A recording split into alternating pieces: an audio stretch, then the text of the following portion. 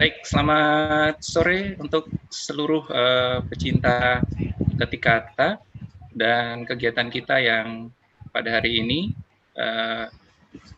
agak mundur sedikit waktunya. Kita akan mulai pukul 3 waktu Indonesia Tengah atau pukul 2 waktu Indonesia Barat, yang kali ini menghadirkan bincang daring seperti biasa, tapi kali ini kita menghadirkan narasumber yang berasal dari Finlandia dan Yunani. Bagi Bapak Ibu yang berasal dari manapun berada, silakan nanti untuk bergabung dengan kita. Jangan lupa untuk mengisi presensi kehadiran nanti di akhir, menjelang di akhir dari kegiatan kita. Dan saya juga mengingatkan bahwa Bapak Ibu nanti diberikan waktu yang cukup untuk bisa berdiskusi atau bertanya jawab dengan narasumber kita yang pastinya memiliki kompetensi di bidangnya masing-masing. Baik, saya perkenalkan, setelah ini nanti akan kembali dipandu oleh moderator kita, host kita yang berasal dari Kalimantan Selatan juga, yaitu Bu Yvonne Tiara Sukma. Baik, kepada Bu Yvonne, kami persilahkan. Terima kasih, Pak Izzuddin Sarif.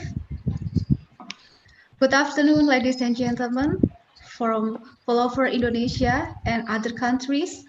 Today, Saturday, the 6th of March 2020, is such a great day for me, and I hope for all of you so. Thank you so much for being here.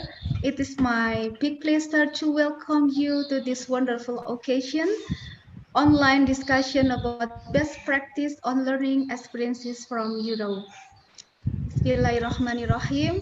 Assalamualaikum warahmatullahi wabarakatuh. Selamat siang semuanya. Salam sejahtera, Om Swastiastu, Namo Buddhaya, salam kebajikan. Let me introduce myself first. My name is Yvonne Tiara Sukma. My nickname is Yvonne.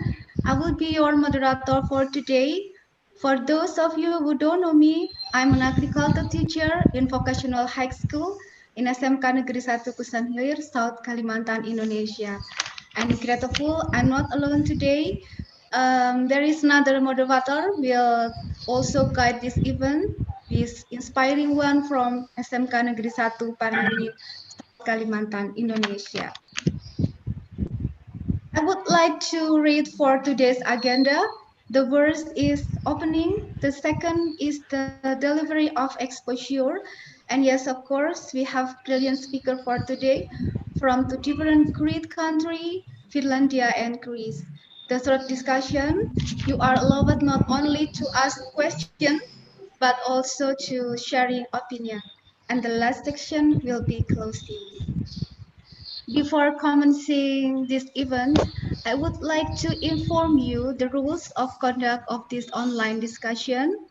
The first, participants hope to follow all of activities on this online discussion. Participants open camera and video except technical problem occurred. Participants fill out the attendance list for certificate purpose. Participant could raise questions by informing through chat box with hashtag tanya or question. Moderator will pick some question up to the forum based on the availability of time. Committee will distribute materials and a certificate only to those fill out the attendance list and attend all time activities of the online discussion. Ladies and gentlemen, this event could be done with the collaboration of Ketikata _WK with Andi Publisher. It aksi collaboration with some literacy communities, Aspendik, Jurnal Ide Guru, Relawan Jurnal Indonesia, Science Hunter, ADGVI, GEG, etc. Please follow the Instagram at Ketikata _WK to find further info about literacy. Okay, ladies and gentlemen, the next step, let's hear about short exposure about literacy community Ketikata. Would you please welcome the smart teacher from Yogyakarta, Miss Arifah Suryadingsti. Hello, Miss Arifah. Hello, Yvonne. Yes, this time is I'm yours. ready. Okay. Well, thank you, Ivan. It is my 5 minutes. Yeah. It is my 5 minutes to explain about Ketikata community. And thank you very much to my new friends from Finland, Mika and Avi from Greece, who are willing to join us in sharing their good experience as teachers in their country. Okay, let me start sharing my presentation.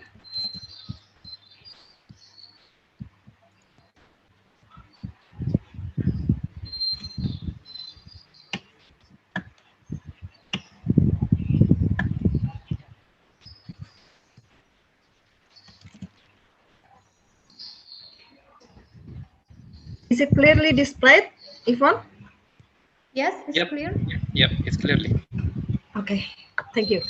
Well, Ketikata is a writing community for everyone who wants to compose words become thousands of meaning so they can inspire its readers.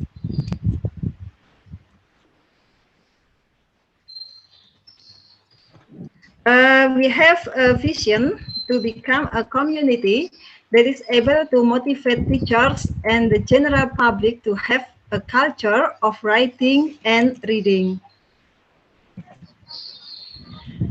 And to achieve our vision, we have several missions in every activity we do. The first, organizing offline and online meeting for talk shows, webinar, and coaching of writing and literacy activities.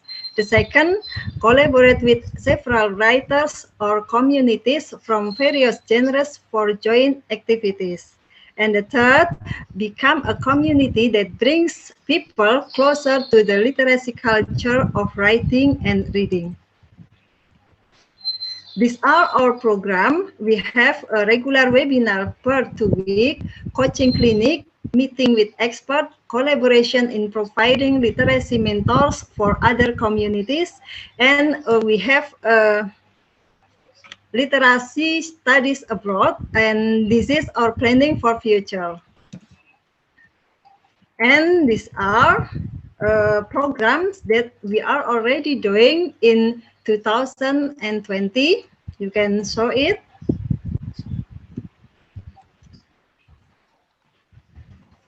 Yes, and these are our networking. Andi Publisher, Andi TV, Aspendik, EDGVI, Science Hunter Indonesia, Jurnal Ide Guru, Relawan Jurnal Indonesia, GEG, and MGMP PKK Wilayah 1 Jakarta Pusat.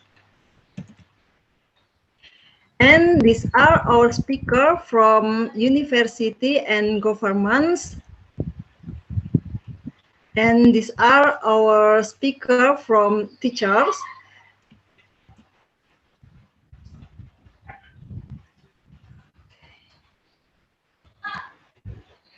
And here they are, our program in 2021.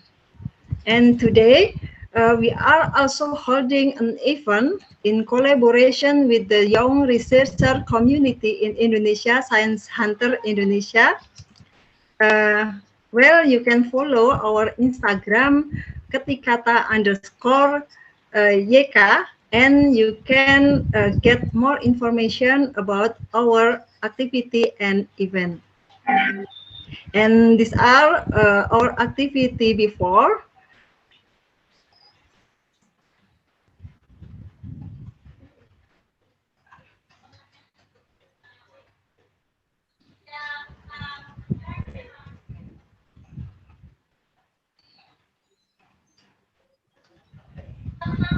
Okay. These are our flyer all about our activity, and we have 1 year, about 1 year, and we start this activity when March 2020.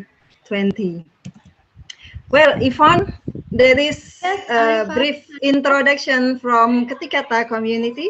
Please, everyone can join us. First step, you can follow our Instagram account Ketikata_YK so you can get more information about our event. Thank you. Time is yours, Yvonne. Yeah, thank you, Ms. Fafa. Ladies and gentlemen, and all participants, we have now our two speakers to share their experiences, inspiration, and their best practice in their own institution. But first, we need to know more information about the speakers, and Mr. Izzuddin Sarif will inform speaker CV and speaker about the topic. Mr. Izzuddin Sarif, the time is yours. Thank you. Thank you, Ms. Yvonne. Okay. You're welcome. Okay, thank you, Ms. Yvonne.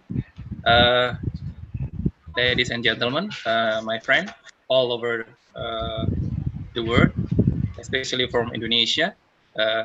Today we have a really exciting because we have two brilliant speakers from Europe, from Finland and then from Greece. And both of them are my friends, Fulbright Fellows 2020 from Arizona State University. So I will try to introduce you our first speaker. But before I'll try to, would you please help me, Ms. Fafa, to share your CV?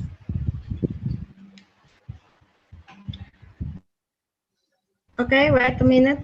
Wait a minute. Okay. Okay, the first speaker will be from Finland, and he's my friend.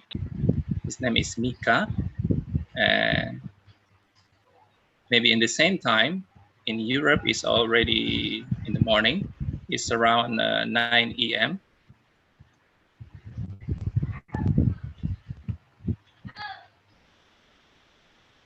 Is it appear? Is it? Yep. Okay. His name is Mika. Yeah. It's already appeared. Okay. Yes. His name is Mika. It's rather hard for Pahat Kofus, but you can ask him later. Okay. From Oulu University Teacher Training School, work experience from 2017 until now. He's already Oulu University Training School, 2007 until 2017, and education, Master of Art, University of Oulu, major English Philology.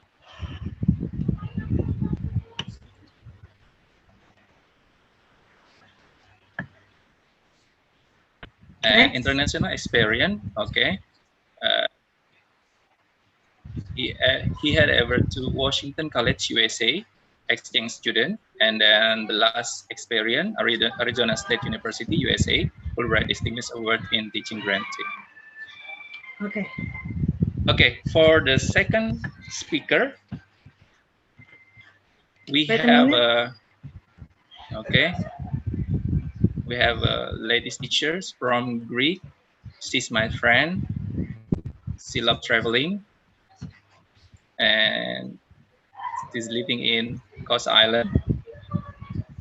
It's a wonderful island.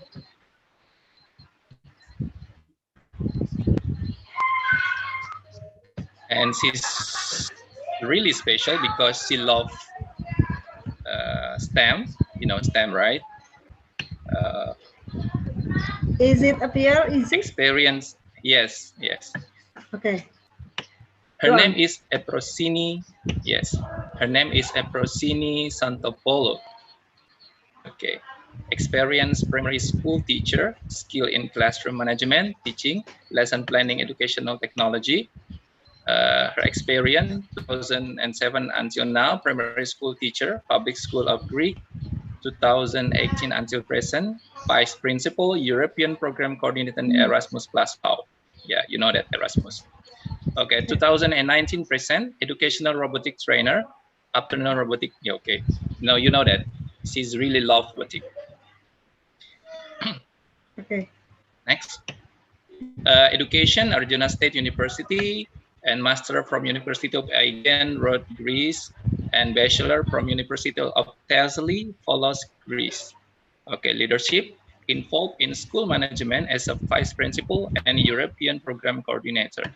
And other international experience, ESA, robotic teacher training workshop in Belgium. You can find ESA, okay, in internet. It will be really easy to find ESA, and then Erasmus Plus, mobility experience in Finland. Okay, it's connected with Finland, I think so. Okay, it's really interesting for both of them. Right, Miss Yvonne? Okay, thank you, Ms. Isudin Sari, for the information. As you know, government and people around us have spread about what we can do in this time to stay healthy and still perform our duties as a teachers. As all you know, we began doing online class after the pandemic hit us all. This time of pandemic created a lot of lesson, not only for teachers, students, and parents, but also the entire Indonesian community as well as the world. Learning is not always easy, but it's time to be more enthusiastic and creative. How to keep our children learning. And this is the time that has been waiting. The first great speaker will deliver a presentation. Would you please welcome Mr. Mika Vahakopoulos? Mr. Mika. Thank you, Yvonne. That was unbelievably well pronounced. You pronounced my name perfectly. So my name is Mika Vahakopoulos. I come from Finland, northern Finland. I practiced it for 2 days.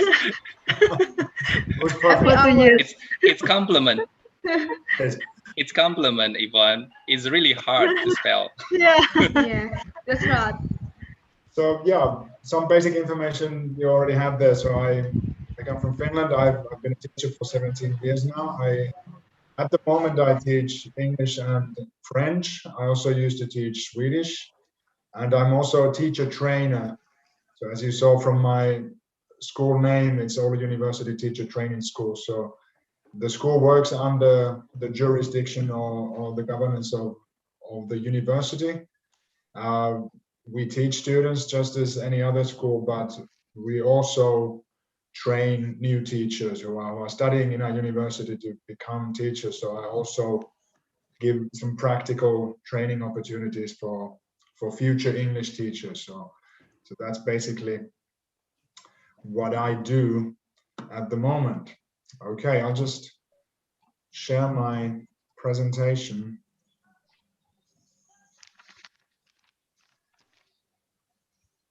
And I think you can all see it now. Or at least I hope you can see it. Am I right?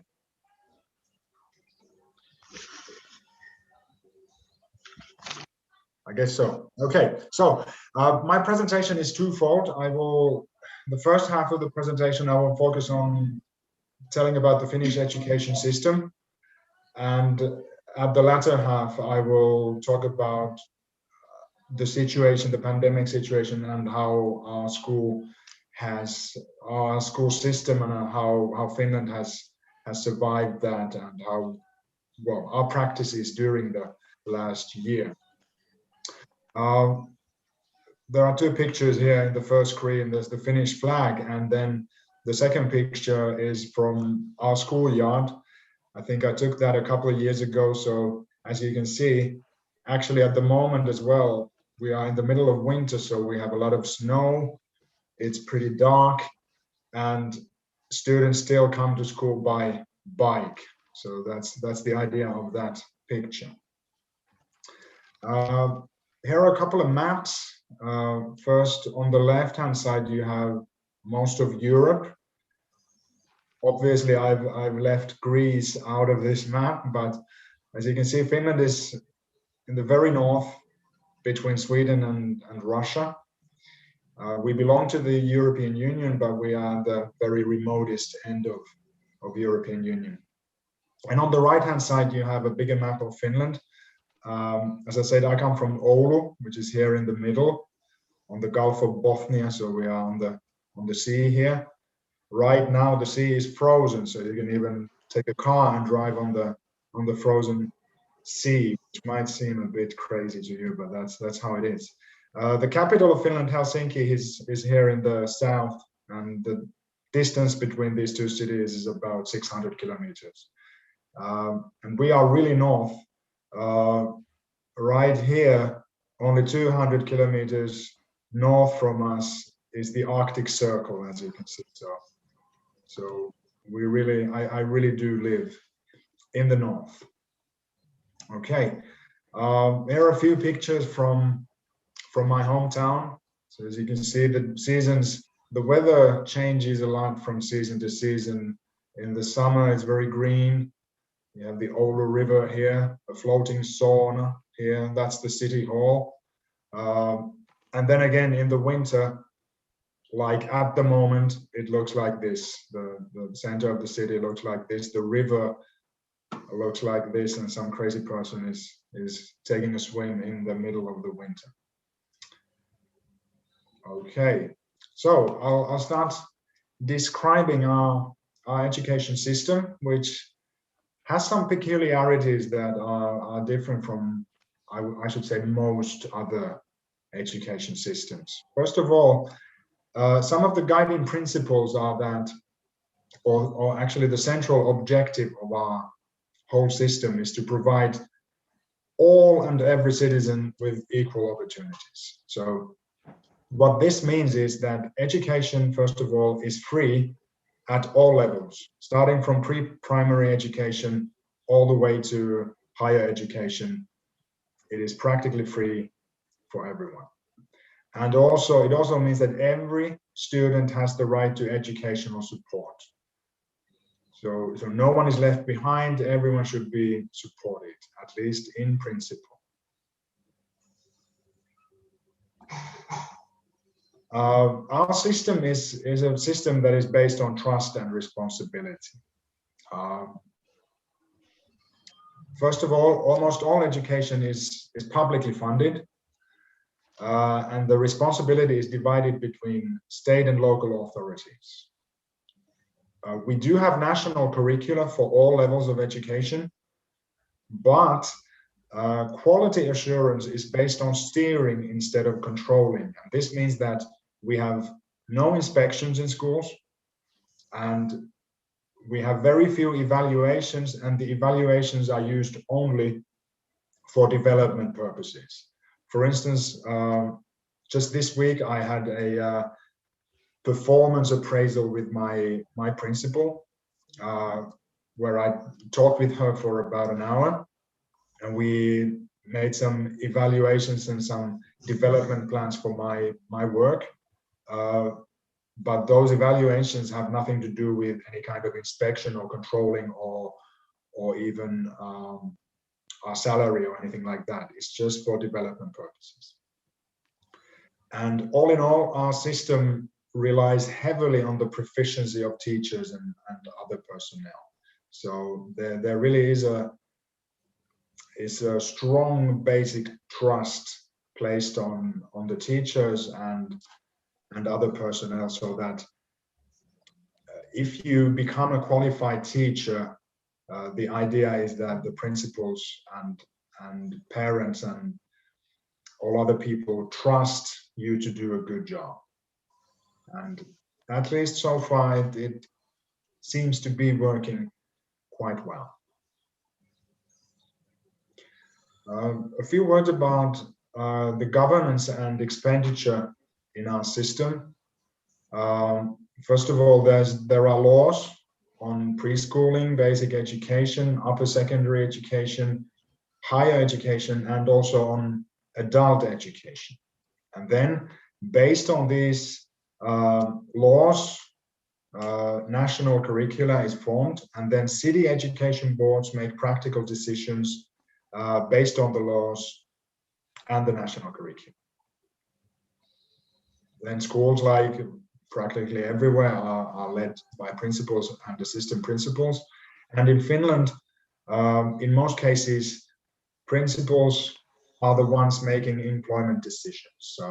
So for instance, when I was employed in my present job, it was the principal, the head principal, who gave me my job, made the decision. The expenditure, so the money spent per student in Finland is only slightly above the OECD average. I have the USA there because I gave part of this presentation last year in the USA, so I compared with them. We spend well less money on education than the USA, for instance, but we seem to get results that are, in many cases, ahead of those other countries who spend more money on education. Here is the education path in Finland in a nutshell.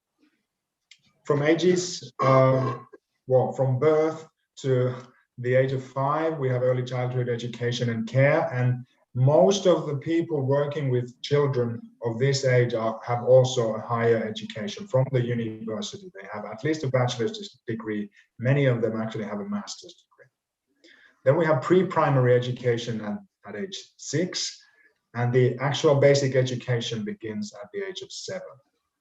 And in Finland, the specialty of Finnish system is that from ages 7 to 16, we have basically one common system, which is called the comprehensive school. It is divided into primary grades from grades 1 to 6, and then middle grades from 7 to 9. But all in all, this is a comprehensive school that every student studies and goes through. And at the age of 16, at the moment, they are free to leave school or apply to future schools. But in fact, this year there is a change where all children or all teenagers are obligated to stay in school until the age of 18. So everyone at the age of 16 has to apply to another institution. And those institutions from ages 16 to 19 are either general upper secondary schools, or in the US it would be high schools, or vocational institutions. Vocational institutions are also very popular, so that I don't have the exact percentages, but I guess it would be around 40% of 16-year-olds apply to vocational schools, and when they leave a vocational school at the age of 19, they already are qualified to a certain profession, like, say, plumber or electrician or hairdresser or what have you. And then from the age of 19, obviously we have universities, and we have the universities of applied sciences. Some facts and figures on our system. First of all, we have about 190 school days per year, and this is the same basically on all levels except for higher education. The length of school days on the first few grades, it's on average about 4 hours a day. In middle school, for teenagers, it's around 6 hours a day, and in upper secondary school, it's on average about 67 hours.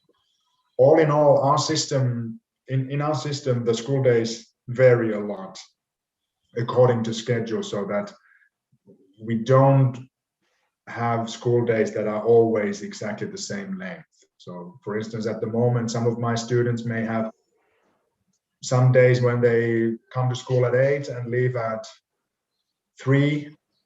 And then some days they come to school at 11 and leave at 1 o'clock. So it varies a lot according to particular schedule.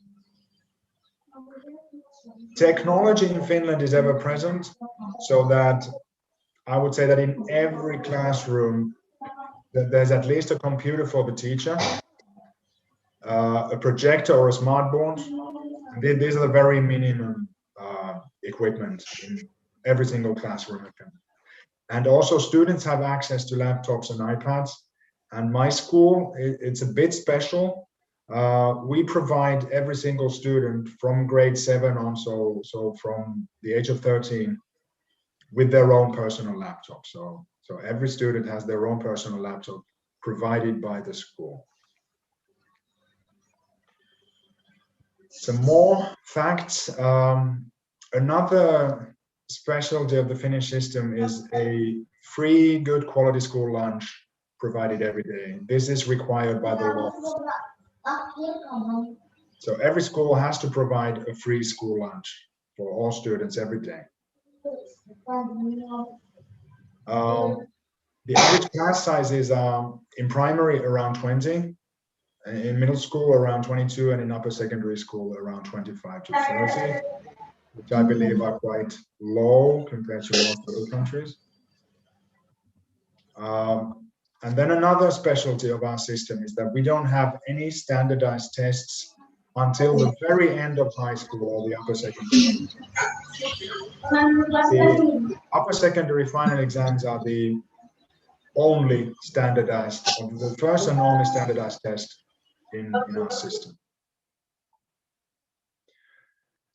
And here's the last slide about our education system before I start talking about the pandemic. Here's a quote from qz.com from 2019, and the quote goes, "Finland has the most efficient education system in the world," which is bragging a bit, but I'll explain what it means. So they had some results from a reading test, from a reading test. So reading test score points per hour of weekly learning time, and it had all the OECD countries. Finland had 14.4 points. The average was 11.11, and then I have a couple of other countries like Singapore and US, they're a bit below the average. So I would say all in all that our school system, I wouldn't say it's the best in the world. There are certainly systems that are probably better in many things than we are, but we are probably one of the most efficient. So when you take into consideration the time that students spend in school and the money that we spend, the results we get are very good compared to the money and the time used on education.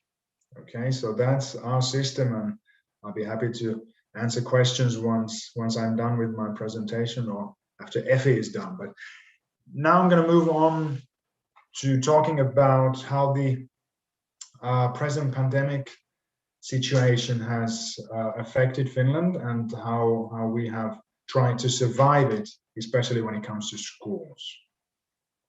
First of all, as you saw in the beginning, Finland's location is quite remote.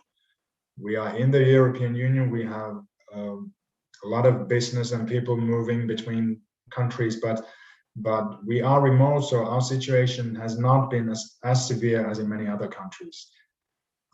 In fact, at the moment, it's getting a bit worse again, so we'll see. So it seems to fluctuate like in most other countries.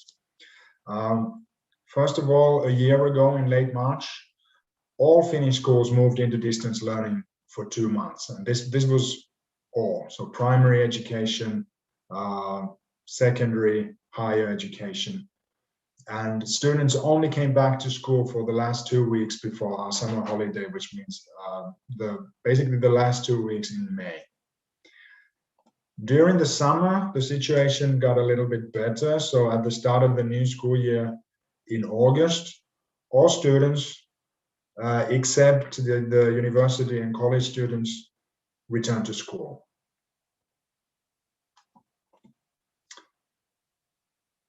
And then there are some challenges that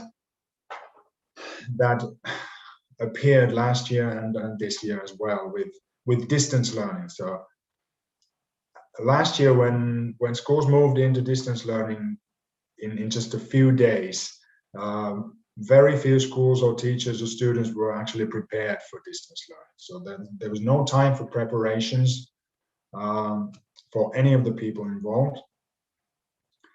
The practices that teachers and schools used were varied, but there was a basic assumption that the weekly schedule for every student would remain the same, even though they were studying from home, and that all the lessons would be held online. I know that not every teacher did this, but that was the basic assumption.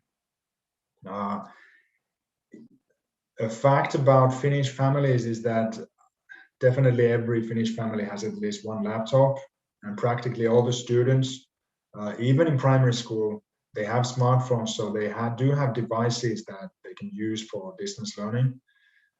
But last year, when all the students were in distance learning at the same time, there were definitely cases where families did not necessarily have enough devices, because also many of the adults were working from home, so they also needed their laptops.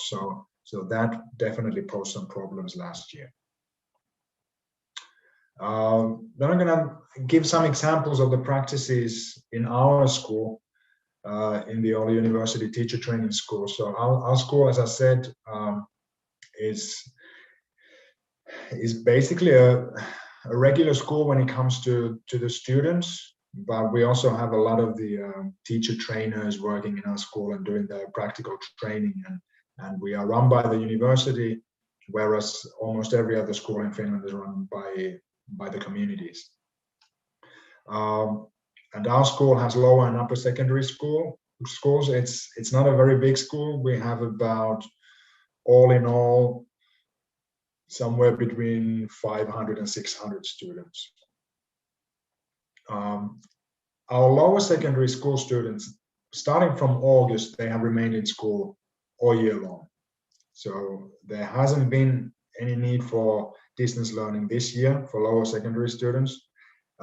Just this week, there was some pressure for us to move into distance learning after our spring break, which we're having right now, but then they made the decision that it doesn't seem to be necessary at the moment. Upper secondary school students, however, the students from the ages 16 to 19, have actually spent almost half of the school year in distance learning. And this has been partly because of some national guidelines and partly due to some COVID-19 cases in our school.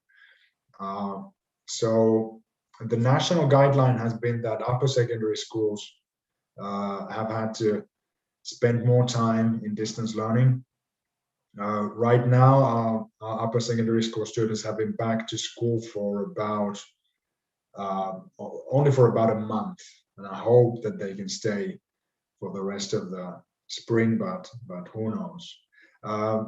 And this school year, the practice has been that if a school, even a lower secondary school, if it gets even one COVID-19 case, then that school goes into quarantine, or in some cases only just one class goes to quarantine and the rest can stay in school. So there haven't been any decisions on national level concerning younger students.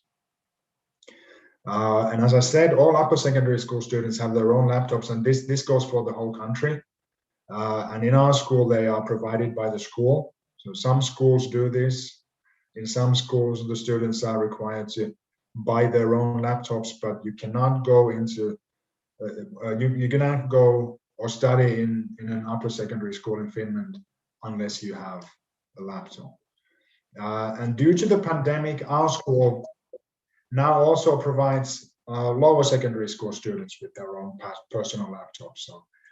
So even our 7th graders have their own laptops, and this is definitely exceptional even in Finland. Most schools do not do this, but they do have a lot of common laptops and iPads in all the schools in Finland, so that students can use those if there is need to go into distance learning. And other than this, in our everyday school life, as probably all over the world, the use of mask is recommended, and distances are kept. So many practical decisions are made that we would distance as much as possible. And also all school excursions have been forbidden from this school year. So maybe in the autumn we can again do some excursions, but right now even short excursions are out of the question. And here's a teacher's perspective, so basically my perspective to distance learning and how it has worked. I would say that all things considered, distance learning has actually worked surprisingly well for most students. And this is also what the students have told me, that many of them say that it's worked fine. They have kept learning, and obviously our abundant technology helps in this. So that the online platforms that we use have definitely enabled us to continue educating our students effectively. In my school, we mostly use Zoom, like at the moment, in addition to Microsoft Teams and Google Classroom and so on and so forth. At least in my school, the teachers can freely choose which platform to use. And the way I've been working is that I've held basically every single lesson that I've had over Zoom, so the students have to show up on time and according to schedule, and then we'll do most of the things that we would do in the classroom. And then we use other platforms like Google Classroom for turning in work and things like that. One thing that I've noticed is that it is much, much harder to motivate students when we're distancing. And especially the upper secondary school students who, starting from last March, have spent practically about half of their time in distance learning. Motivation is becoming a real problem. And also some students seem to have difficulties with their daily routines when they don't have any need to leave their house, especially the first lessons of the day seem to pose challenges. So some students are still doing very well, but some are definitely having problems. And those problems actually are showing now that we are back to school. So they have some trouble getting back into their daily routines. And I would also say the student assessment is much more challenging when no exams can be given in school. So as I'm a language teacher, obviously I can talk to the students over Zoom and I can assess that, but when I give an exam, there's no way to know who is doing the exam and whether they're cheating or things like that. So that's why assessment has become a little bit problematic. This, I think, is the last slide that I have. There is definitely some concern for the future of our students. And so far, as I said, it is definitely the upper secondary and the university students that have suffered the most severe consequences of the pandemic in Finland. In many cases, when it comes to university students, the students have now spent an entire year in distance learning. So this is very, very worrying, I would say, both as regards to their learning and to their social life and mental health. It's for young people to stay inside their house and have practically no everyday social contacts. I'm really worried what the results will be in the near future once the pandemic is over. Okay, that was my presentation. Some basic things about Finland, and yeah, I'm happy to answer any questions once we have heard from Greece. Thank you. Okay, thank you, Mika, for the insight. Thank you so much. As we know, Finland is famous with its best education system in the world. So this is our precious time to see you here. Thank you. Yes. Okay, ladies and gentlemen, moving right along, we also have another special speaker. She comes from Greece. Would you please welcome our inspiring speaker, Efrosini Santopoulou. Effie, I can call you Effie. Yes, it's easier. Yeah. Yes, you should say easier. That I can call you Effie. Your nickname is Effie. But you got this name too. It's hard for the most people. Can you please? You're great. Can you please give us how can you spell your last name? Xanthopoulou. Xanthopoulou. Xanthopoulou. Efrosinic Thank you, Xanthopoulou, Effie. yes, it's hard. You can call me F. Okay. Good The morning time from is yours. Greece. Yes, it's morning here,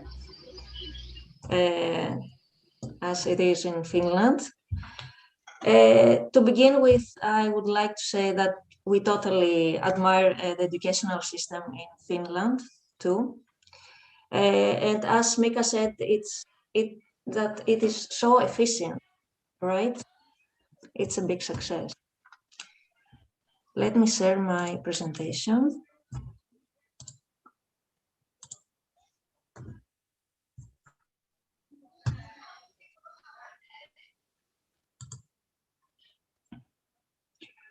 So I will talk to you about education in Greece. I will try to share some facts about the country first, and then to make a brief description of the system and how things are now in the pandemic times. So, where is Greece? We are in the southeast of Europe. It's a small country, but the ancient Greeks made important contribution to philosophy, mathematics, astronomy, medicine, literature, and theater. I will stop there. As you can see, I love maps because you can see many information there. You can see how many mountains there are in Greece. There are some remote places there, so it's hard to get some schools. Some schools are far away from the big cities. So we are the eastern part of the Western world. And you can say that we are a crossroads over the three continents, Europe, Asia, and Africa.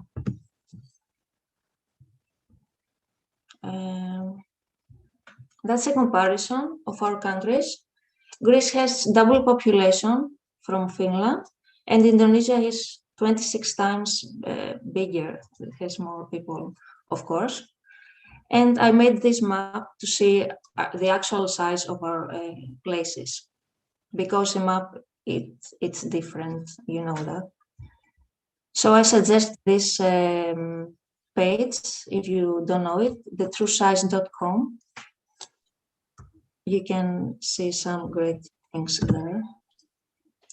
So some more geographical facts. Greece has 6,000 islands, and more than 200 of them are inhabited. And as I told you before, there are many mountains and remote places there too, in the mainland. Religion, the most of them are, they are Christian, Orthodox Christians. The currency is euro the last 20 years, because we are part of the European Union. The shipping industry has been a key element of Greek economic activity since the ancient times. And the main industries are the tourism, over 20%. And of course, industrial products, food and tobacco processing, etc. I share this so you can understand after some aspects of the education. Let me see. So Greece enjoys a high standard of living and a very high human development index. But the last years, there has been a big recession of GDP per capita because of the crisis we had the last 10 years. These are some pictures. Sometimes they speak better than the words. The last years are very hard here in Greece.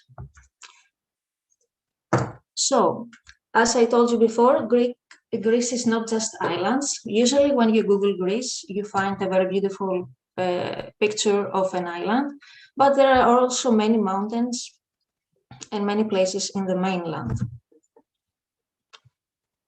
Let's start with the educational system. The constitutional principle is the provision of free education to all citizens and at all levels.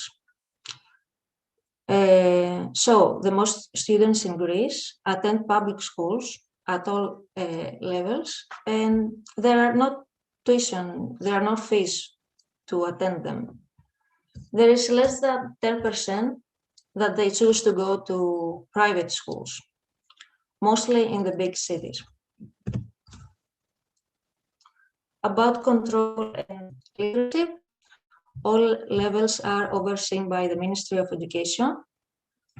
The ministry exercises centralized control over public schools by prescribing curriculum, appointing staff, and controlling funding.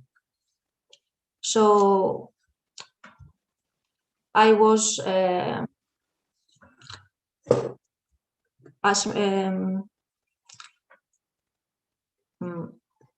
as Mika said, the principal get him to the job, but we get the job from the ministry.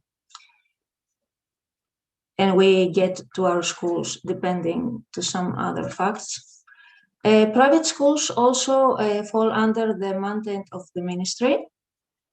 And the schools are led from principals and vice principals. About stages in education system, there is primary. From 4 to 6, it's pre-primary, and after the primary schools, 6 to 12 years old. This is compulsory education. After that, there is secondary from 12 to 15 with junior high school, which is also compulsory. And after that, there is high school. There are different kinds of schools, also in primary and in secondary. For example, evening schools, experimental schools, music schools, art schools, multicultural, or special education, and of course vocational, only in high school. In higher education, Greece has a high number of university graduates. Most of them attend a 4-year studies. And there is also lifelong learning. There are centers, second chance adult educational school, vocational training schools, and institutes. Some other facts I will share. The maximum students per class are 25. You can find schools in many remote places. So these schools have very few students in the schools, and even in every class. You can find some very small classes around Greece. And also, although upper level secondary education it's not compulsory in Greece, most students attend high school. So we don't have a dropout in the Greek system. Most of them finish high school. And students who wish to pursue studies in higher education, they take some national exams in specific number of advanced placement courses. This is very stressful for the kids and for the parents because they feel their life depends on it. Teaching days. In primary school, we have 173, secondary 10 more days because it's also the exam days. In secondary, they take exams in every end of the year, in every subject. This stressed the children also a lot. I don't know if it's good or bad. And school day begins from 8 until 1 o'clock in the primary. It can be more extended from 7 to 4 o'clock if you apply for it. And in secondary, it's from 8 to 2 o'clock.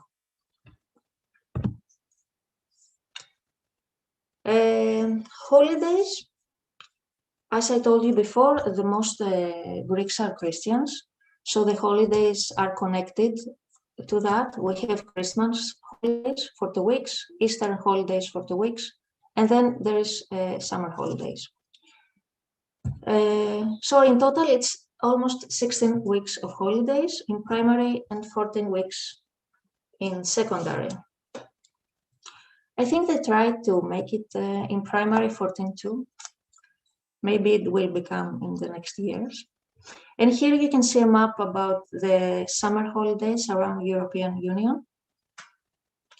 You can compare the numbers here. About technology and equipment, I will talk about my school.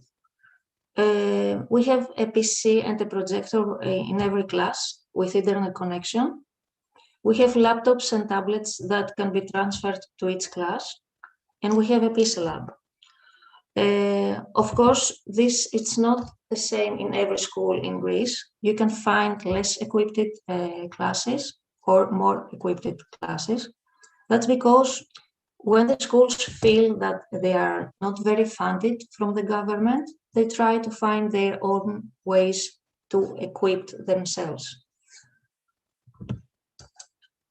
So some challenges and problems. As I told you before, the exams are very stressful for the children sometimes.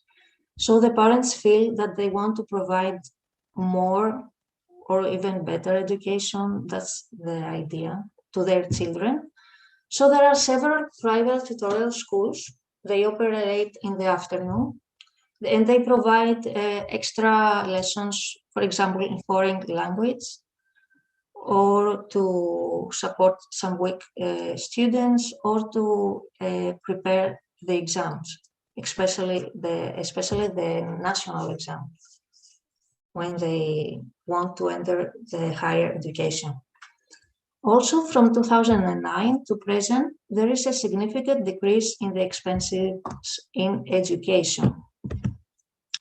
That's because of the Greek debt crisis, which of course it affected education too.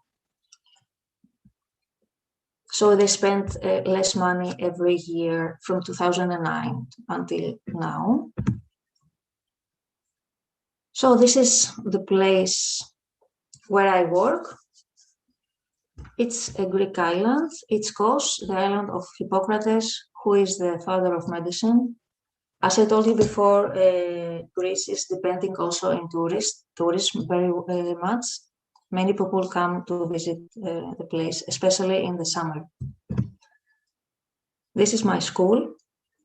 We are 35 teachers, almost, and about 400 students, this number is a big number for Greek school. For example, in the island, we are the biggest school. I have 20 students in my class, and we are 2 teachers. That's because when a student needs some special assistance, they get another teacher just for this student. So I'm the teacher of the class, and there is also another one to provide extra help to a specific student. I will share now some ways that I try to engage my students. I use game-based learning a lot. They love it because they feel they don't do lesson there, but they actually do. I love the use of technology and hands-on activities. Also, group assignments helps a lot. Collaborating is it's great for the students. I try to establish good dynamics and relationships in the groups, and try to establish trust, so nobody afraid to make mistakes or to say their opinion. So we have democracy in the classroom. So the pandemic. This is a small timeline. In March, when me and my fellows get back to our countries from USA, we found our countries upside down. Schools were closed.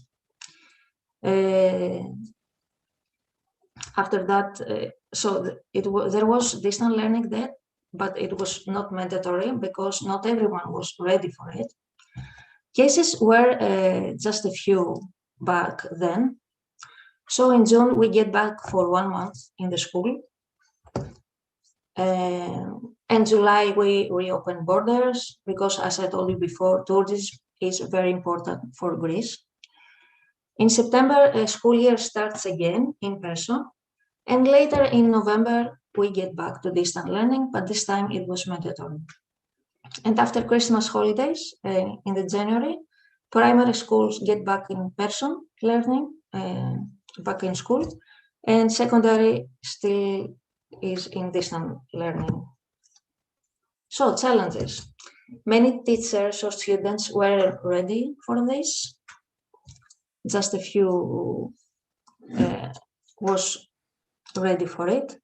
Not everybody had access to a device or internet connection, or didn't have enough devices in home. Even if you had one student out of 22 without an internet connection, it's a bad thing, even if it's only one. In the first, as I told you before, March to May, it was not mandatory. It took place only 2 or 3 hours per day. A good thing we did was to make support teams at each school. So it was from the school staff, so we could support teachers, students, or parents with any problem we had. And also social media, there were teacher groups that supported each other. It was, you can share a good idea there, or to ask a question, or to say your problem, and people from all over the Greece will help you, try to help you, or give you a suggestion, or make you happier, or whatever. It was a hard time for many teachers. So June, we get back to school, but we divided the classes into groups. So I was there every day. And one day I have had half of my children, and the other day, the other half students get back to school. That's what was weird, but we were trying to keep our cases low. And I think it was a practice time. So we were ready after in September for the next year, next school year. So in September, we get back to school. Of course, we were wearing masks everywhere, inside and outside.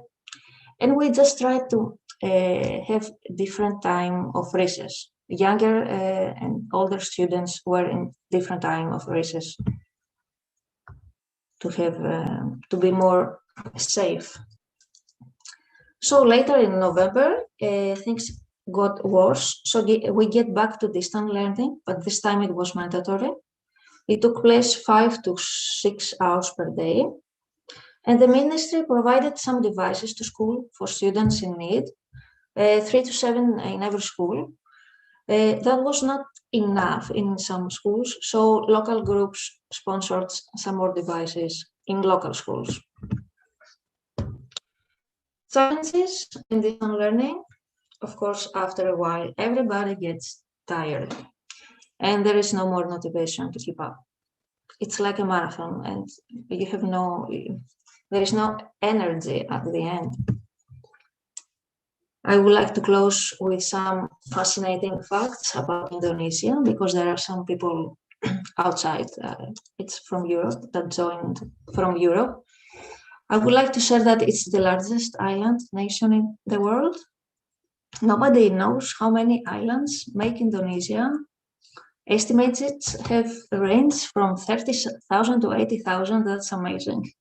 It also has more than 100 active volcanoes and more than 700 languages. Yes. Dialects are spoken. That's amazing, sorry. And also, sorry, if I would like to share with your friends that Indonesia, it's very familiar for us, for Greeks, because it becomes from 2 Greek words, which mean Indos, meaning Indians, and Nisos, meaning island. It's very familiar for us. Thank you. Okay. Thank you, Effie. Thank you, Effie, for Thank you, Effie, for sharing with us. It's very nice information about the education system during pandemic in Greece. And now, ladies and gentlemen, the time has been waiting discussion section for us.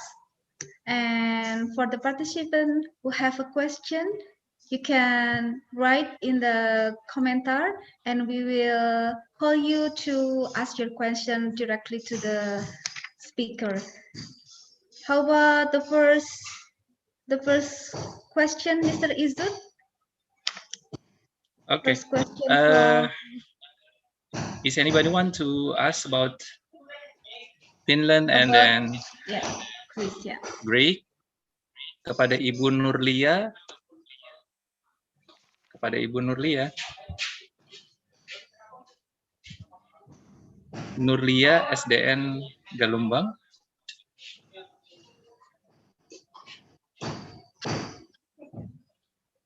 Oke, kembali kepada seluruh pemirsa Andi TV yang sekarang terikut dalam program kita. Silakan untuk bertanya dengan menuliskan tagar tanya.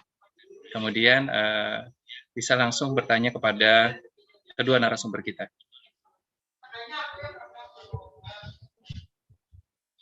Okay, now maybe I would like to ask both of you, for Mika and Evie, because this is my friends asked me about this. Can you please compare about some motivation from the student when they want to go to general high school or vocational high school? Would you please tell us about this on your country? Maybe Evie first. How they choose to go, you mean, sorry? Yeah, yep. Percentage maybe, or motivation.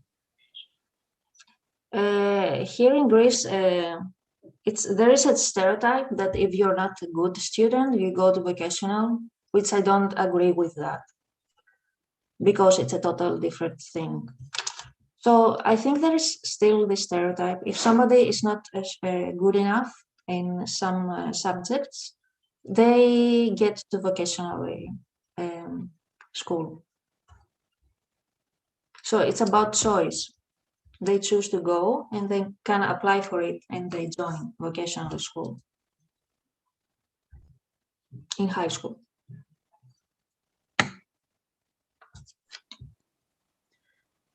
In Finland, I just checked the percentages and it's actually pretty much 50-50. So about half of the students go to general high school or upper secondary and about half go to vocational. So, and then there's also this special thing where you can combine the two so that you can get an education for a certain profession, but you also get the education from the general upper secondary. So that's it, but that's a lot of work. Yeah, that's basically. I can see a question to me from in the chat. Shall I answer that about teacher training school? Shall I just go ahead and answer that question? Yeah, Yvonne. Yeah. Okay. So maybe just read out the question from the participants. If Yvonne. Yes. Okay. The first question is asked about character education, how your school runs character education in Greece and also in Finland, and could you explain the rules of the school to support character education in your country? As we know that in Indonesia there are rules for our students about hairstyle and then how to talk and also how to behave. And our teacher friends here want to know how this education character rules at your country. Shall I go first? Yes. Yeah. Okay. Okay. In Finland, there must be a huge difference between Indonesia and Finland when it comes to rules of conduct and things like that. First of all, the relationship between the students and the teachers is very relaxed. First of all my students on all levels, they call me by my first name.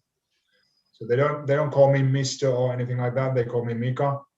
Even in some cases, they have come up with some nicknames, and they even use those when we know each other very well. And I have to say that there has been a big difference in the last few decades. So that when I was a student in comprehensive school as a kid, it wasn't that relaxed, and the rules were much stricter. Nowadays, the students, I think the development has mostly been for the better. So I definitely think that it's good that we have this relaxed relationship, but it also causes some problems with conduct. But yeah, it must be very different in Finland, because we do have some means of discipline. So we can order the students to stay after school and have a discussion, or we can have the principal talk to them, or we can have the parents come to school. But that's about it. And I'm sure that we are nowhere near as strict as you, and in some cases that poses some problems. Sometimes it can be hard to guide the students in the right way when it comes to their behavior, especially if the parents aren't on the same page. Because nowadays, many of the parents have a lot of requirements for the teachers, and they very often say that, okay, my kid is doing these things, but it's all right. It doesn't matter. And if the parents think differently from the teachers or the school, it can be difficult. So yeah, well, that's the basic answer to that question, that we have a very relaxed atmosphere, but it has some positives and some negatives. Yeah. Effie, how does it go in Greece? Oh, in Greece. Well, many things are the same, except the fact that they still call us sir, or it's not Effie, it's Mrs. So, but we, depending on the teacher, it can be more relaxed or more strict, but there are not many. It's about the same as Mika said. Usually, it's more relaxed. There are some ways to try to put them back in their places. Talk with the parents, or try to talk with the children first to take some measures. And I totally agree with that thing you said about the parents. Nowadays things are so different. They come and they ask for some ridiculous. Thank you. It's yes. And also, Okay, Mika, but how about the religions? It is include the list of the curriculum in your country. Religion is also beyond of character education. Is religion is also include the curriculum in your country? Yeah, in Finland, religion is included in the curriculum, and it is the different religions are separated. So we are primarily a Christian country. So if you belong to a Christian sect, then you have your own religion lessons, and then if you're a Muslim, you have your own. But more and more students actually are opting out and not having religion at all. So they have a different. It's kind of a like philosophy or something like that takes the place of religion, and mostly the religion lessons are supposed to be just fact-based, so that it just tells about the facts and the traditions of the religion, and it's not like it was led by the church or something like that. So to build the good character of the student, we need a good collaboration between school and parents to build that characters. Yes, absolutely right. How about Effie? How about religion in your country? We also have a special subject for that.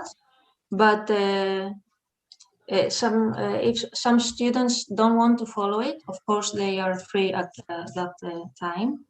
It's not mandatory for everyone. But the majority is Christian, so they follow it. But it's more talking about being good. It's from we make that subject, so we can talk about many things at that time.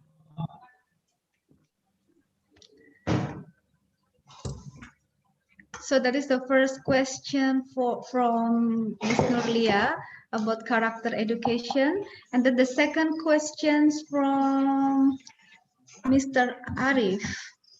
Can we call Arif, Mr. Arif, to join in our occasion? Apakah Mr. Arif ada? Bisa bergabung dengan Ya, kita? Mr. Arif masuk ke dipanggil.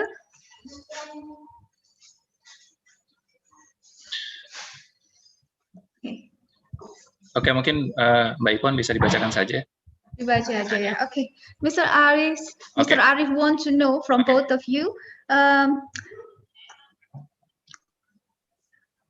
is it familiar with you have an experience in teachers training school? He asked, this question is for Mika. Is it similar with FKIP in Indonesia? What are the main requirements for admission to the teacher training school? Maybe the second question you can answer first. What are the main requirements for admission to the teacher training school?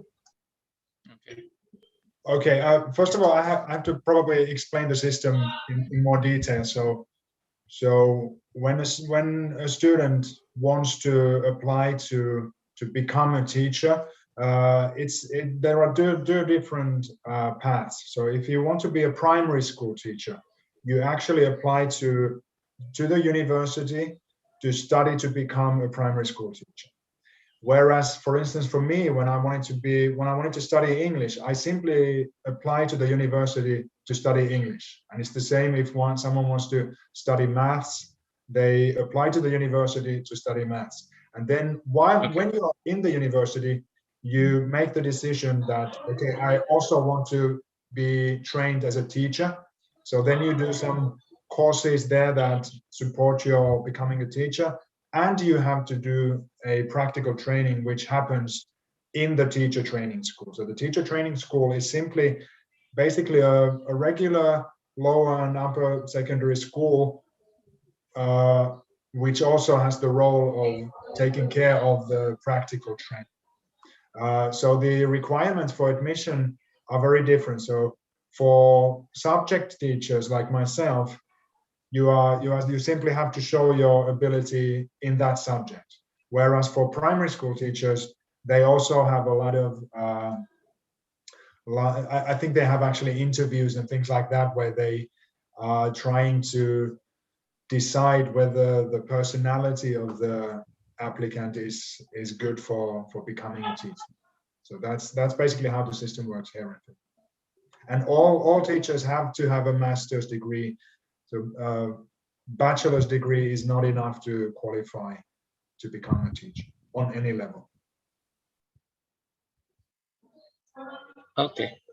How about degree? Heavy? How to become a teacher, you mean? Yep. Yes. Yep. How to become a teacher in Greece?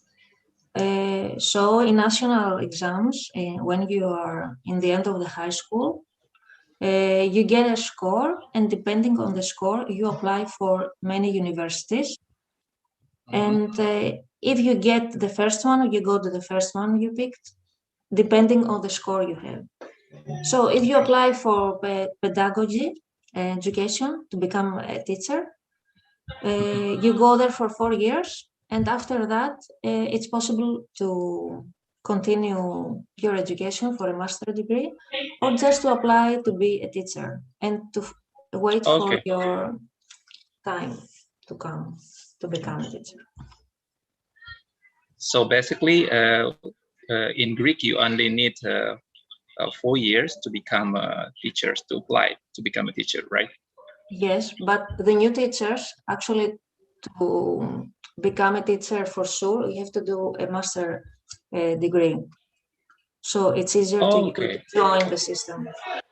You have more, or how can I say, more chance to enter the school, the public schools. Okay. So maybe how about teacher association? In Indonesia, we have some of teacher association. Maybe how about your experience on your country in Finland and Greek about teacher association? Finland first. Yeah, we do have a teachers association which is quite active, and I would say that most teachers belong to it. In fact, I don't belong to it anymore. I used to belong to it for about 15 years, but then I was somewhat disappointed in some of their policies and things they did. So I quit my membership. But most teachers belong to it, and it can be a great help, especially if you have some issues in your school. For instance, some disagreement with your supervisor or things like that. The association can help you in those times, and they also provide some further education for teachers and things like that. Yeah. How about in Greek, Evie? Almost the same, but I think we are all part of that. I haven't heard a teacher not being part of this. It's a great help at sometimes if you're if you need it. Okay, maybe we have another friend here to want to ask about Finland and Greek education. She really want to know about the counselor. How about counselor on your school? What kind of their duty, and what they function on your school? Counselor.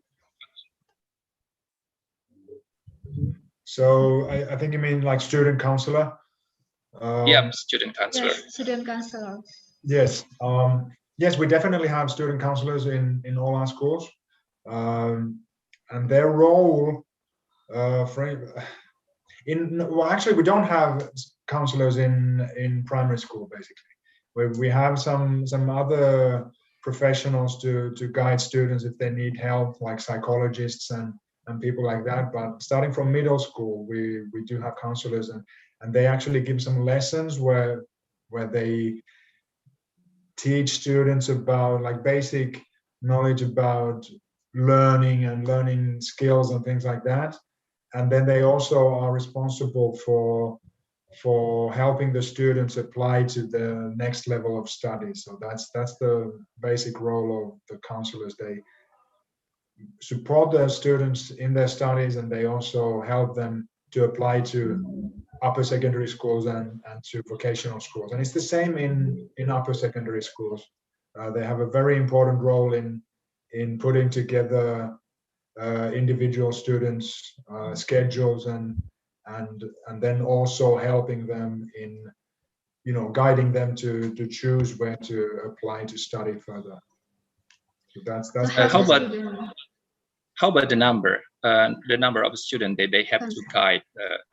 Because in Indonesia we have approximately about 150 students they have to guide for one student counselor.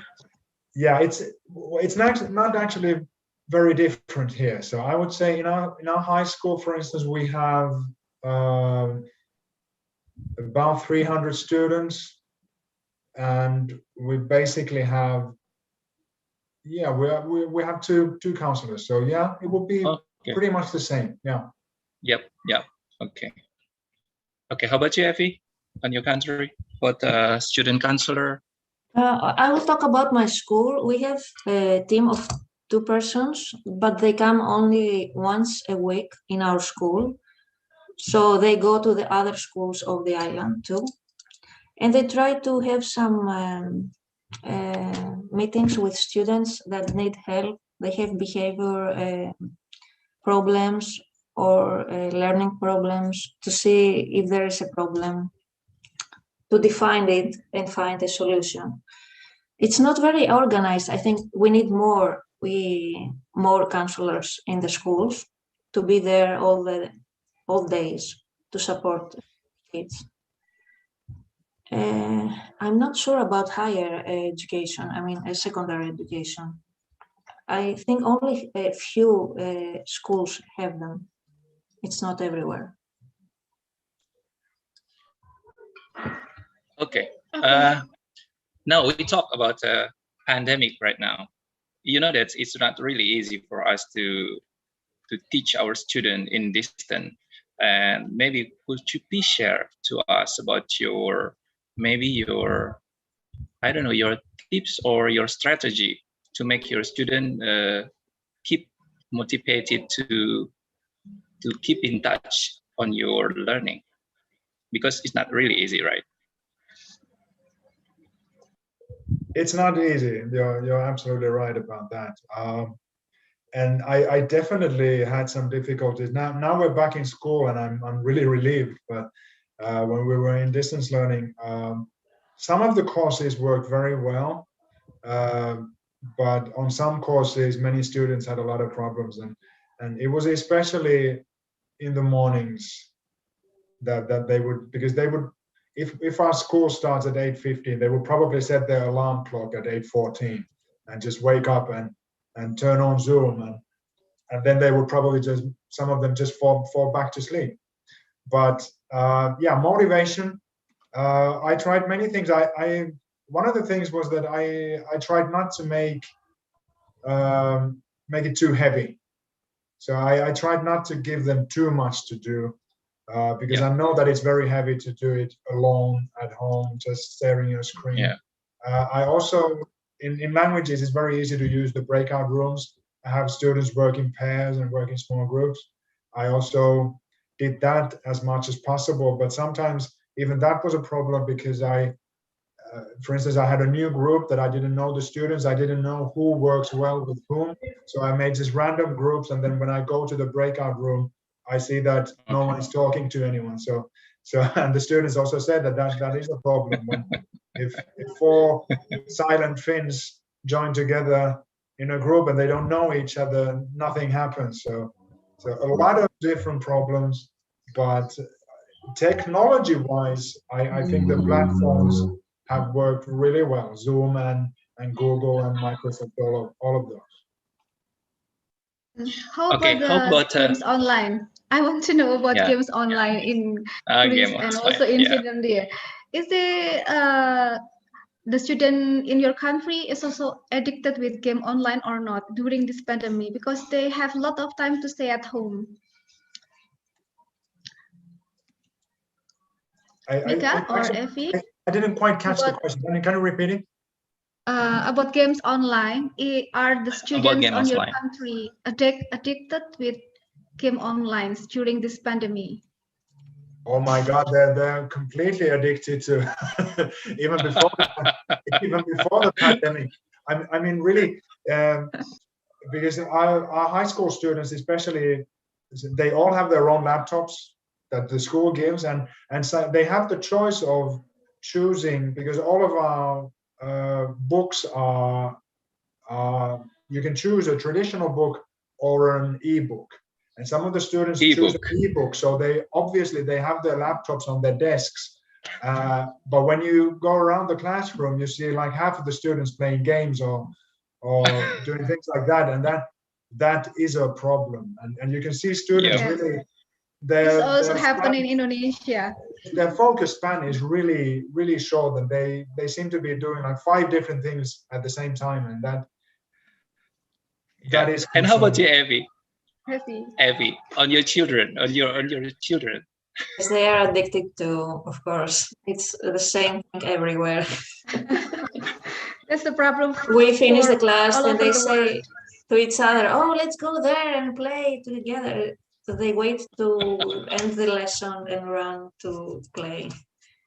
Yeah, I have to say that just yesterday I had to have one of my 8th graders give his phone to me during the lesson, and I took hold of his phone for the rest of the lesson because he just couldn't keep it in his pocket. And we had it in his hand all the time, and finally I said, "Give me the phone." So okay, maybe we have another question from Miss Herlina Yuni. Apakah Ibu Herlina bisa bergabung dengan kita untuk langsung bertanya kepada dua narasumber kita? Silahkan kepada Ibu Herlina.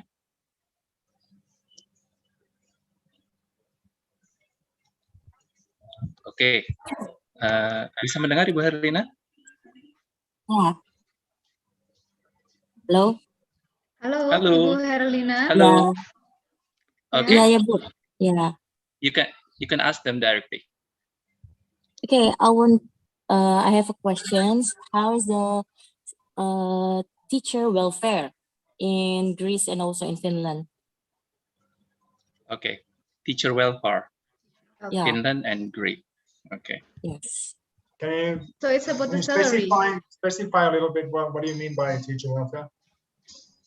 The salary. Maybe salary. Maybe The specific for salary. Or the facilities, the salary.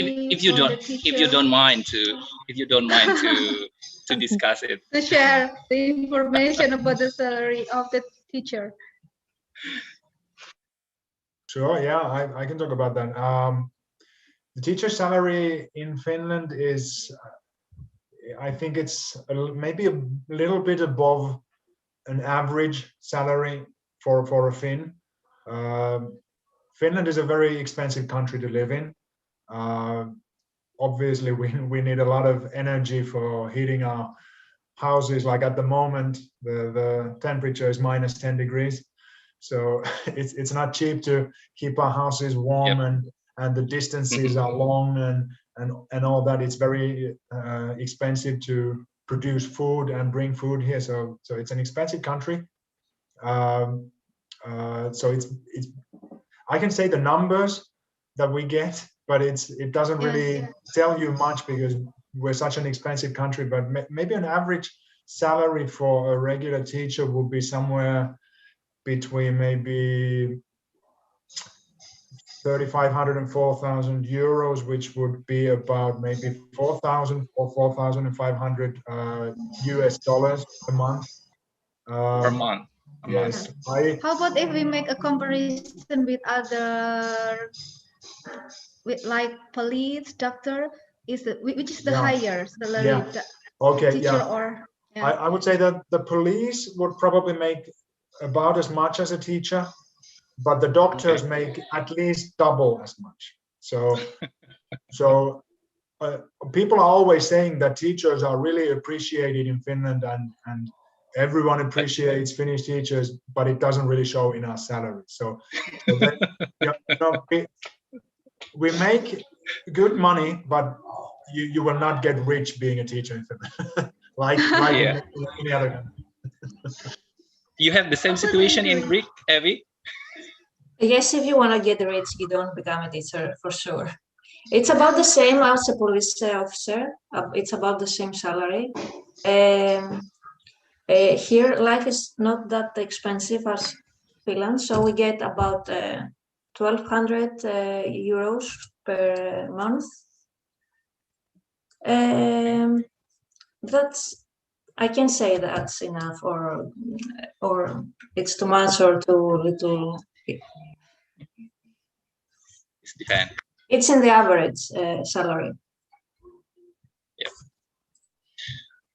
Okay, Miss Yvonne, we have another person to ask. Mr. Levi, bisa bergabung dengan kita? Silakan, Bapak Levi untuk bisa menanyakan langsung. Bisa dengar suara kita, Pak Levi? Dari SMK 8 Padang. Oke. Bisa. Silakan. Ya. Terdengar suara, Bu? Ya, terdengar, Bapak. Silakan. Hello. Let's go introduce my name, Safa Levi from SMK Negeri 8 Padang, Vocational Education. I headmaster of SMK Negeri 8 Padang.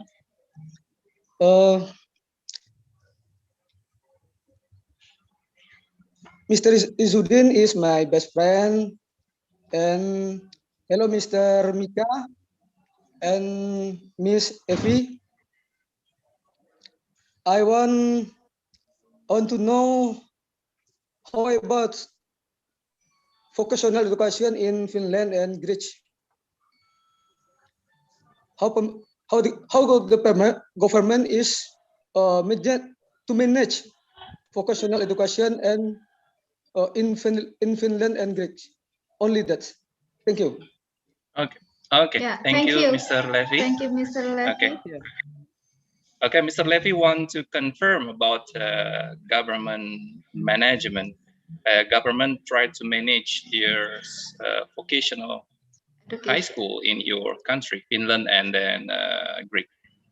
Okay, please. Effie first, maybe. Well, I feel they don't support it that much. It's not well organized here in Greece.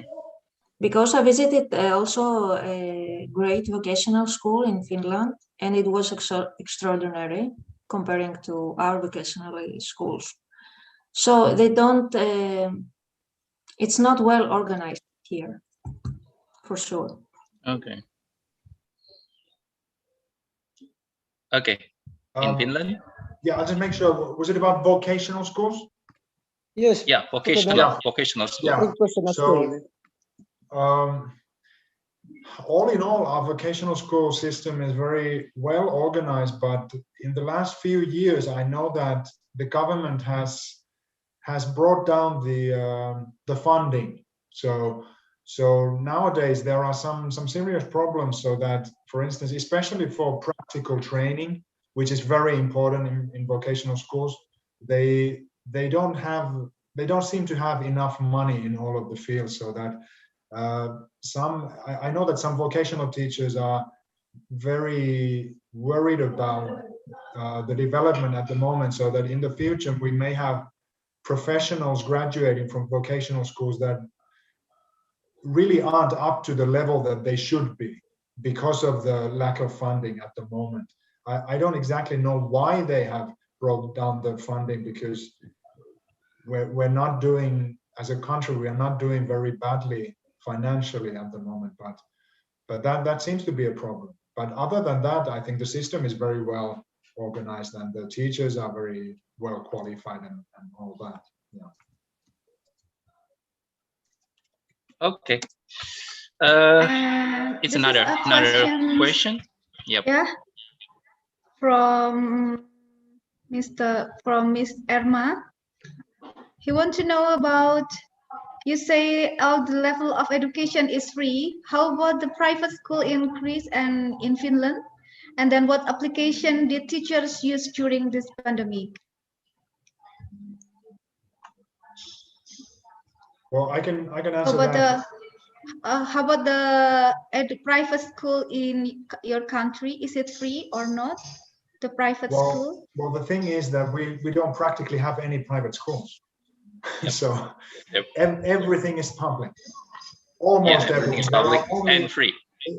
In all the country, there are just a handful of private schools, and even those schools are practically free. So that they may have some small fees that they take from the students, but practically they are free. But it must be something like 99% of all institutions in Finland are public and they're free. Yeah. All school is free and public school. And how about in Greece? So in Greece, public school is totally free. But as I told you before, there are some private schools, especially in the big countries, Athens, Thessaloniki, where usually the richer people get their children there because they feel it's something different. I have to Google how much tuition fees there are there. I think there are some thousand every year. I'm not sure about it. It's not very common to be. Most students go to public school. Yeah. almost the same in Indonesia. So the private school is for the richer people in Greece. Same with Indonesia. Because it is more expensive. Public school is free, totally free. And then how about the next question? Yeah, we have Agung Sanjaya. Okay, we have Agung Sanjaya. Bapak Agung Sanjaya, apakah bisa bergabung dengan kita?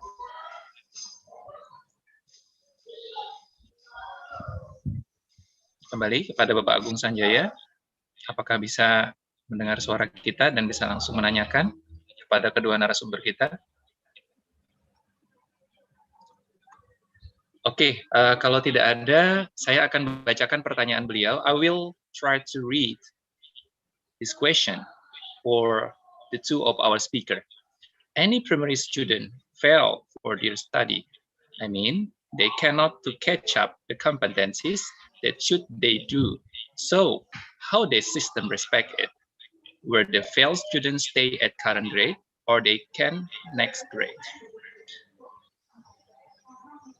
Can you get it? Yes. In primary student, yep. Yeah, we have a similar system in primary and in middle school levels, where it's a special system of student support. And the idea is that right when we see any student have any kind of problems with their learning or whatever that has to do with education, we will start with some basic support. And it goes in different levels where the school makes decisions, makes evaluations and decisions, and maybe brings the students to the next level of support, where you can have support of a special education teacher or the student counselor or the psychologist or whatever, and we can use smaller groups and like in Greece we can have another teacher in the classroom and things like that. And this system is aimed at the fact that it's very rare for a student to stay behind in the grade. So almost all students move to the next grade. In the first few grades, it happens that if the evaluation is that the student shouldn't go to the next grade because they're not mature enough, for instance, then they stay behind. But usually all the students move along and go to the next grade, and maybe, for instance, the requirements for their study are brought lower so that they can manage with that. Yeah. How about in Greek, Evie? Do you have a support system like in So we Finland? have also a support system. Sometimes we have an extra teacher inside the classroom. And we also have some special education teachers in every school, usually one or sometimes two if it's big enough.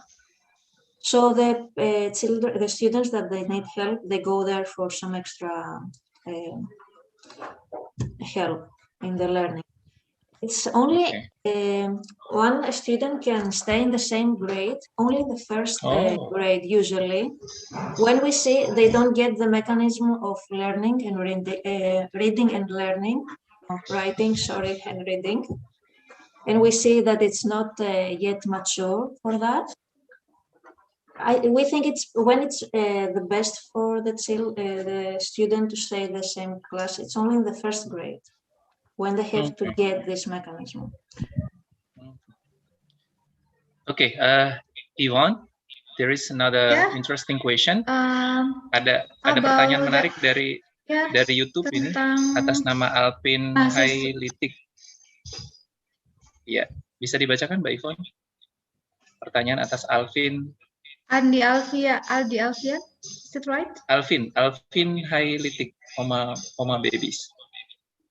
Oh, ini. For Mika and okay. For Mika and Effie. Yep. How about their parents? How about their parents when the school start for learning? Something like worried or scaring about the children. When the school start for learning, maybe in this pandemic, yeah. In this pandemic, yeah. Yeah, something like worried or scaring about the children, that the pandemic will give a bad effect to their children. Is there any feeling like that from the parents? What kind of response? Yeah, I think probably it's mostly the same for the parents as for the teachers, and it seems to be that for the most part it's the students that are struggling in school that are also struggling when we are in distance learning. So that's definitely worrying, and then some of the parents are definitely worried about having their children in school at all, and some parents have made the decision of taking out the children from school and keeping them at home because of the risk of the pandemic even. But that's actually very rare. But I think everyone, the parents and the teachers, are a bit concerned about the results of all this and all the distance learning and all that.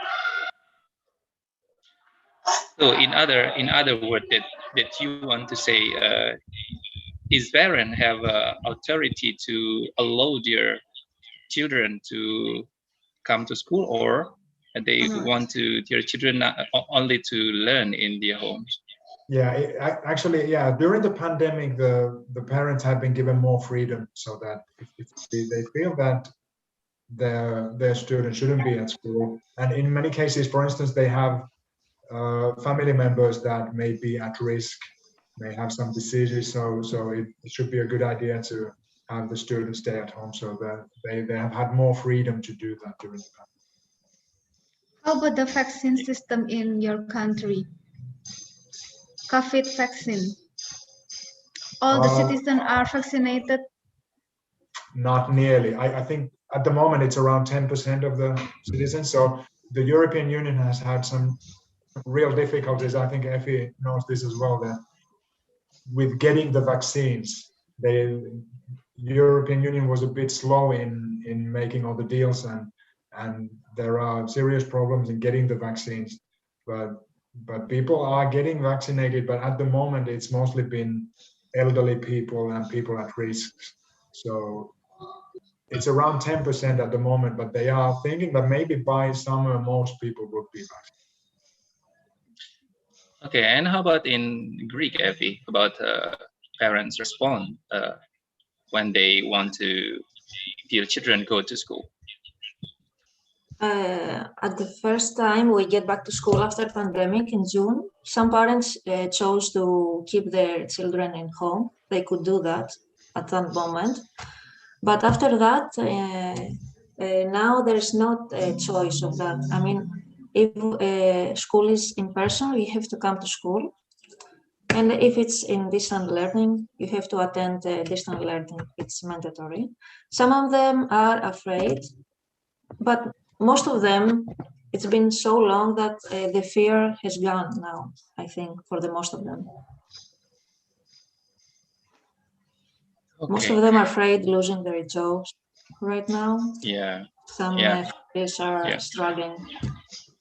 Yeah. So they are also have a decision to make a permission for their children to follow the learning in school or not. Just in June, parents, now they have to come in school. Yeah. And student, Mr. Izud, there is a question from Herlina. Can you read for us? Oke, Mr. Herlina, bisakah bergabung dengan kita? Miss Herlina. Ya, ini pertanyaan terakhir ya. Ibu Herlina ya, the last question. Oke, Ibu Herlina, bisa bergabung dengan kita? Iya. Yeah. Could you please? Yeah, you can ask them that directly. Okay. I just want to know about the favorite school. Is there any favorite school in your country? I mean, are the schools same both in rural area and in the big city? Okay. Thank you. Okay. You're welcome. Favorite school in Indonesia, we have maybe like a favorite school. Okay. Private school. How about in Greek first? Yeah. Favorite? You mean? Yeah, favorite. Infanting. I didn't get that. No. The most Where the students go? Yeah. The most where the student or parents choose to allow their children. It's totally the public schools. It's public school. Yes. Almost everyone goes there. Because it's so free. The quality of the school in a rural area in a big city is quite same. The quality of education in rural area in the big city is quite the same. The funds are equally depending on the size of the school. They get the funds.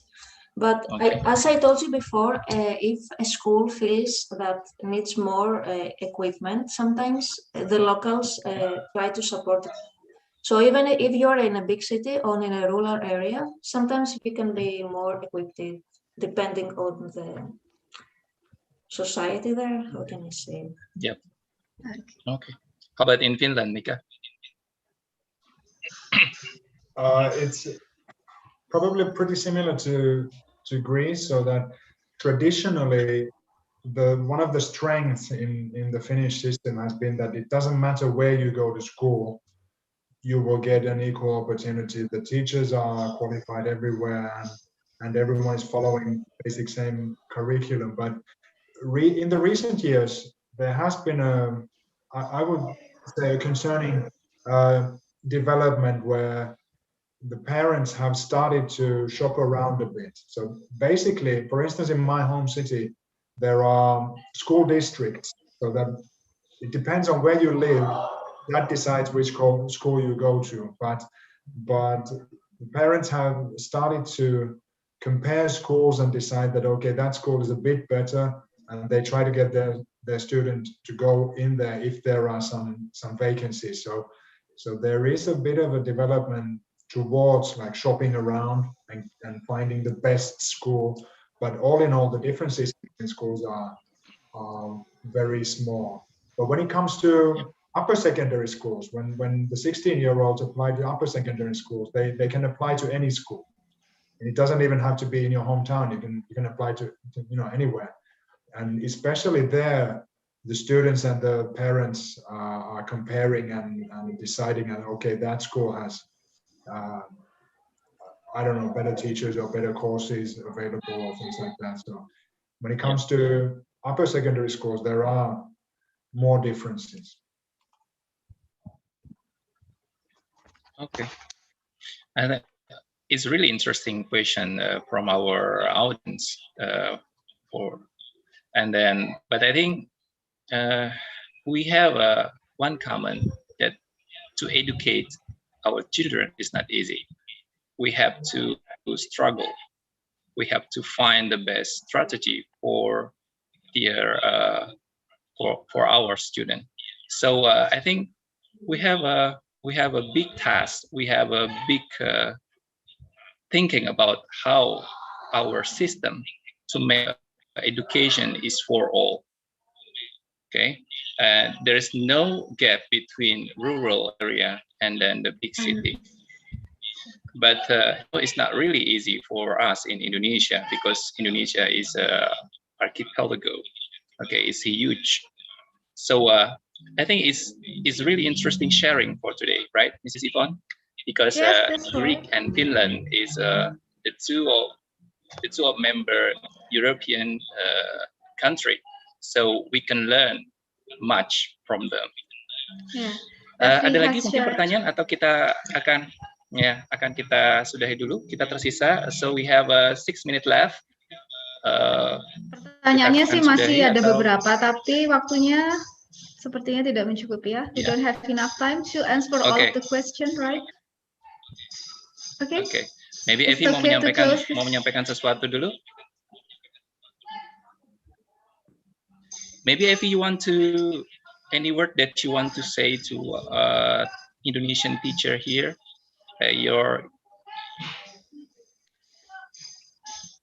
About what? Sorry, excuse me.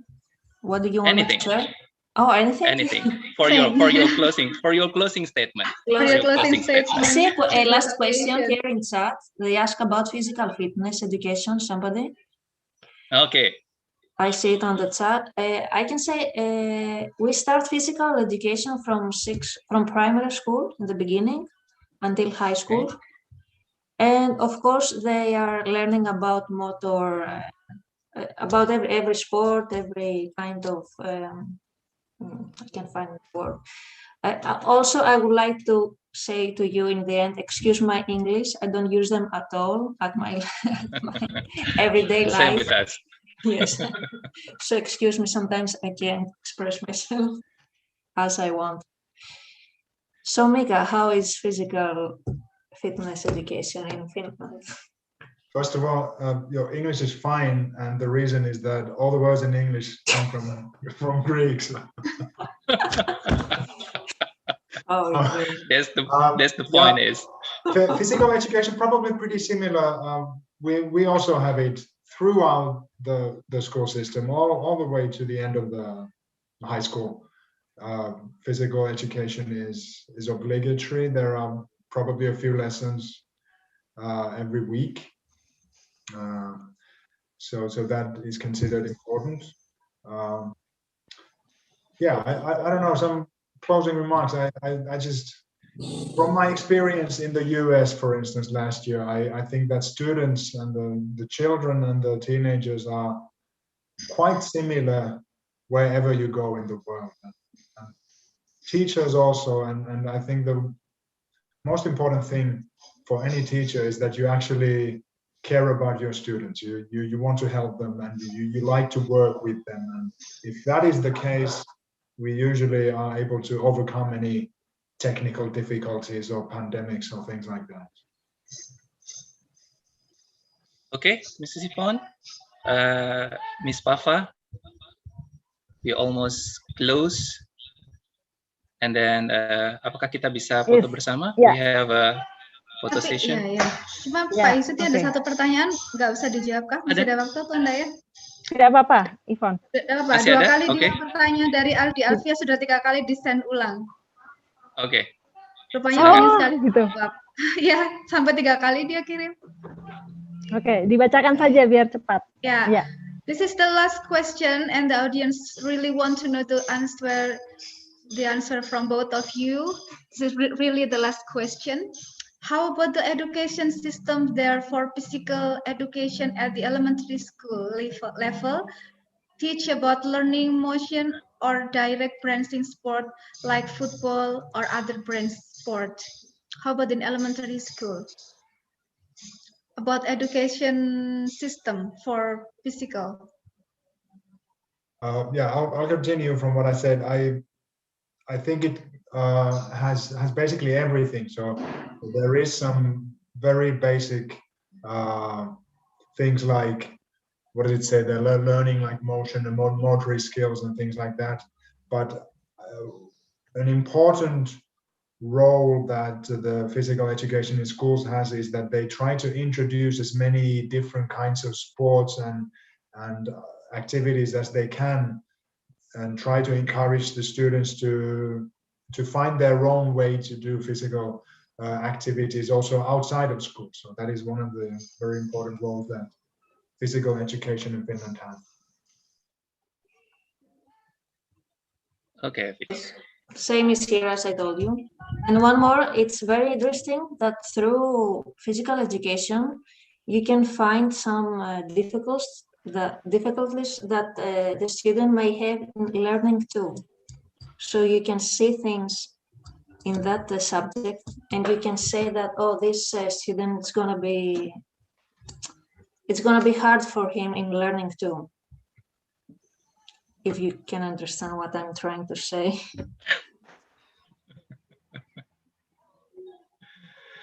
Okay. This is the last question. Yeah. Okay. Really last question. Will take a picture. Take a picture together. Yeah. Photo session. Monggo, Miss Pafa.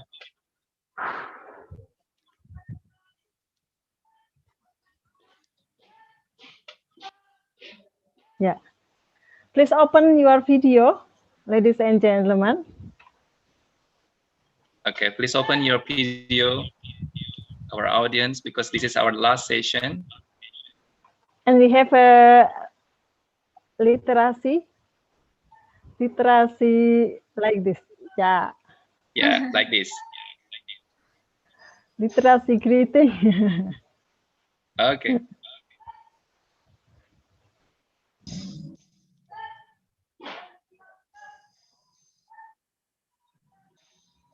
Okay, Bon, Is it enough, this is yours. Mr. Matthew?